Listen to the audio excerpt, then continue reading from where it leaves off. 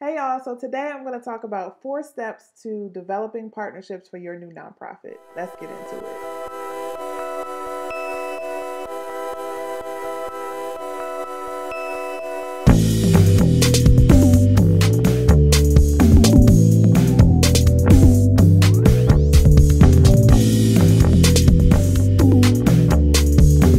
Hey everybody, this is Tiffany with Boss on a Budget. I help new and small nonprofits get up and running. If you need help with your nonprofit, don't forget to subscribe to my channel because I drop a new video every single week. Also, if you need help getting started with your nonprofit, don't forget to check out the description box below. I have a free nonprofit startup checklist and also a link to a workbook that will help you walk through that checklist step by step. Okay, so today we're going to talk about how do you develop partnerships for your nonprofit. And I'm doing this from a special request from a follower, but also I see this question a lot in groups that I'm a part of in Facebook. People really struggle with how do I partner with people? How do I find partners? How do I approach them? So I thought I would give like an easy 4-step process to help you develop the partnerships that you need for your nonprofit. So when I say partners, I'm really meaning other organizations like other nonprofits or even other for profits. It could be your faith community, it could be your local lawmakers, it could be government agencies. Honestly, a partner could also be your funder. A lot of people don't look at it that way, but you should definitely approach your funders as you're developing a partnership, and the same way with your donors. But a lot of times when people ask about partnerships, they're talking about organizations that look like them, and typically it's with nonprofit organizations or like your local agencies, your local lawmakers, and stuff like that. So I just want you to take that broad view, just understanding that a lot of people assume partnerships really is just about organization to organization. So the first step I would say is find the right partners. We make assumptions a lot that everybody wants to partner with us or that everyone wants to help a local nonprofit, everyone has a stake in the game. So we just reach out to any and everybody. And that's really not the right approach when you're trying to develop partnerships and when you're trying to do anything with your nonprofit, really, because you're going to be wasting your time. You can't assume that everyone in your sphere is interested in your topic, is interested in your mission or your cause, or however you want to put it. So, the first thing I really would recommend is identifying the right partners before you waste any energy reaching out to anyone so you don't waste your time. So, you should look at it on 3 different areas. Are you connected to a potential partner in 3 different ways? So, the first area to see where you have commonalities is first your geography. Do you all serve in or reside in similar areas? So if you're trying to partner with a nonprofit, make sure that nonprofit's actually in your community. But even beyond that, say that you're like a diaper bank and you want to partner with Pampers. Do they have like a local or a regional office anywhere near you? Are there like chapters of like facilities that give diapers? Are they located in your area? Because a lot of times if they're not located close to you, they're not necessarily interested or you're not necessarily a priority for them. So you would be wasting your time reaching out to them asking to partner if they don't have a stake, right? So this step is all about, do people have a stake or like skin in the game in who you're serving and what you're doing? So the first way to assess that is geography. The second way to assess that is the population you're serving.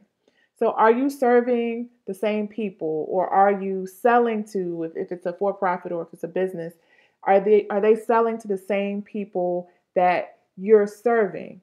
Because a lot of times, especially if you're approaching a regular business, they want to know, well, what's in it for them. So, is there some kind of way that there's an intersection between what they do and what you do? Are you serving the same people? It could be young mothers, it could be veterans, it could be children. So identify what that population is, and that's one way you can assess whether or not you have commonalities.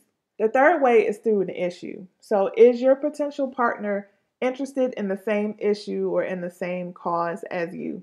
So if you're interested in domestic violence, then is that business or is there like a council member who that's like a very like interesting topic for them, or they have some kind of connection to that topic, or they're a champion for domestic violence in your area? That's a signal to you that that's a good person or a good place to start. Now, it's not to say that if you don't align in those three areas that you can't potentially partner with someone, I'm just saying to you, you should prioritize people who you have commonalities with, because if these people are not connected to you in those three ways, then it's an uphill battle trying to convince them that you should work with them. And why do that? Why not go to the people who already understand the issue or already have some kind of connection, who you don't have to do necessarily a whole lot of convincing with? So the second step is assessing whether or not it's the right partnership for you. So even if you have commonalities with another organization, it doesn't mean that it's the right partnership for you. Okay? It doesn't mean that you should pursue it or try to work with that particular organization. So there are a couple of questions you need to ask yourself. First, the basic question, what do we get out of this? So don't waste your time and your energy pursuing a partnership if you can't tell what you're going to get out of it, right? Another question you can ask yourself is, what is our return? What is what we're going to do going to bring us? Is this going to be increased visibility? Is it going to have increased donors? Is it going to help us get a grant or some kind of funding? What's in it for us? Why would we pursue this partnership? What is going to be a return on our efforts? The third thing you should ask yourself is this going to further our mission? So you don't want to pursue things that are outside of your mission, okay? You're a tax exempt organization. You were formed to carry out your mission. So if you're pursuing a partnership where it really doesn't align well with your mission, you really have to ask yourself, should we be doing this?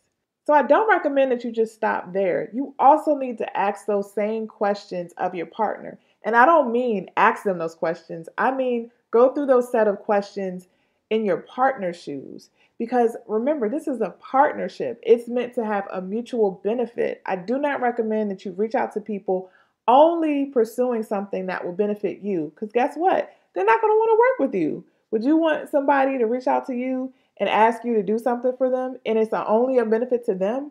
Like, goodwill can only go but so far, especially if people are using their resources or people are using their time. So you need to ask those same three questions of your partner. So what would my partner get out of doing this? Okay.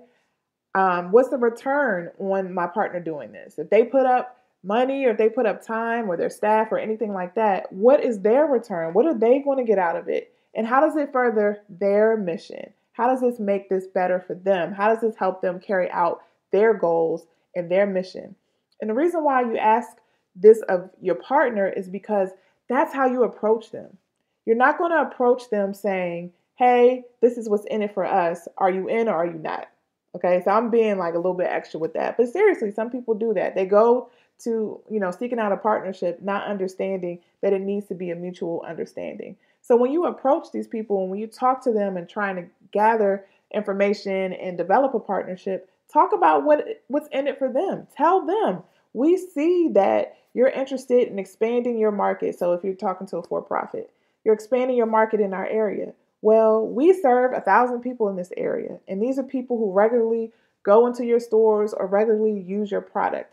This will give you visibility that you need. This will help align with your goals, right? That's how you approach a partner. If it's a county council person, obviously, if it's like a election year, and this I'm exaggerating a little bit, but really this is true. If it's an election year, they're going to want to pay attention to their constituents. So if you serve an area where their constituents live, they especially want to partner with you. They especially want to hear from you. So you have to frame it not just as what you can get out of it as an organization, but also what they can get out of it.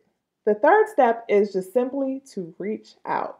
And I want people to understand that there's no special science or like magic formula for how you reach out to people and get partnerships. I mean, if anything, the magic formula is making sure that you consider their needs and you articulate that to them. That's the magic formula. But in terms of reaching out, there's not like a special email or anything like that. I found like the most effective way to reach out to potential partners is to simply send an email and say, hey, I noticed that we have this common interest or we have this common goal. I'm interested or we're interested in partnering with you. Would you like to set up a call so we can talk more? And keeping it that simple, but helping them understand right away, well, why would I pay attention to this email? And creating that intrigue by keeping it short will help you get people on the phone or get those coveted meetings that you need.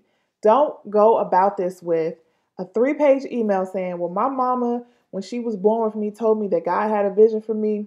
And so now I'm going to do this.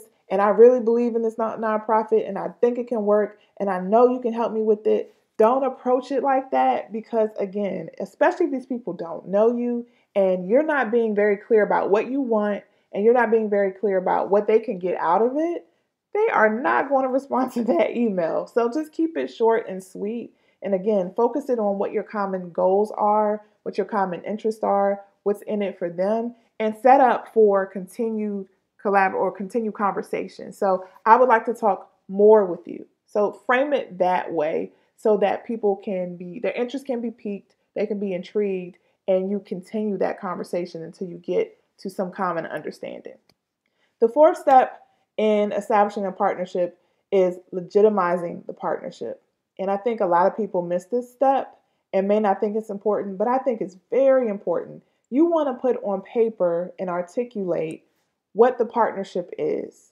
Because, first of all, you may have different understandings about who's expected to do what. And then you also want to be clear on what you're supposed to be doing and what that partner is supposed to be doing. And the reason why it's also important to legitimize this because it further stresses the point that this is a partnership. This is mutual. Both people are coming to the table with something. They're doing something. They're bringing something to the table. So having an agreement kind of puts the stamp on it that we're working together and this is doing what. This is who's doing what.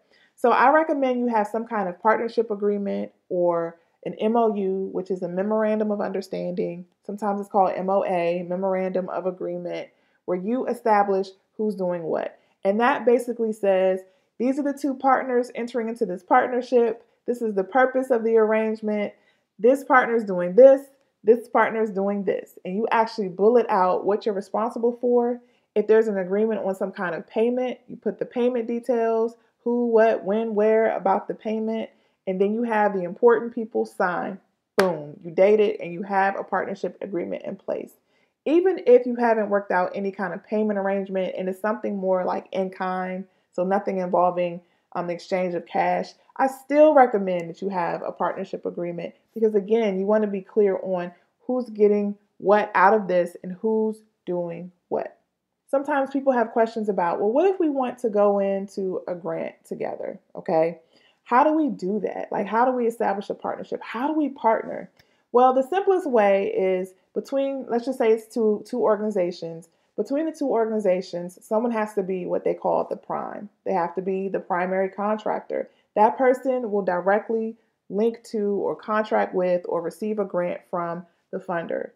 If you are the other organization and you don't have that direct link to the funder, you would then become a subcontractor to that primary contractor. So again, you need to have an agreement with you as a subcontractor with the prime outlining what you're supposed to do.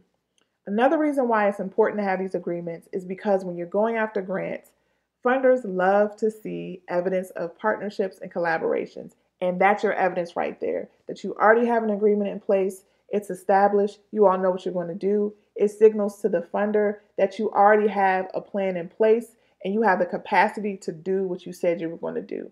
So that's another reason why it's good to have an agreement in place. So always work to legitimize your partnerships. Even if it's something as simple as the church is giving you space, put that thing on paper because that makes you look more official. You want to move into that space where you're looking more official and you actually are valuing the connections you're making. A lot of times we downplay, oh, that's just my home church. They're just giving me space. That's a partnership. That's important for you to articulate and show to your funders, okay? Because you're savvy at getting the resources you need to make this work. So make sure you have that information on paper. Make sure you legitimize your agreements. So those are the 4 steps. I also want to add one thing that I want you to hear me on. If somebody does not want to partner with you, let them go. Sometimes it's not the right time. It's not the right season. Maybe they don't have the capacity to partner with you. Maybe they don't like you. Maybe they're territorial and don't want you in their space. That could be a very real thing. That's okay. Let them be who they are. Let them do what they do. It's okay. And I'm speaking especially if you're trying to partner with other nonprofits who feel like, well, we're competing for the same resources if we're serving the same people or doing similar things. So why should we partner?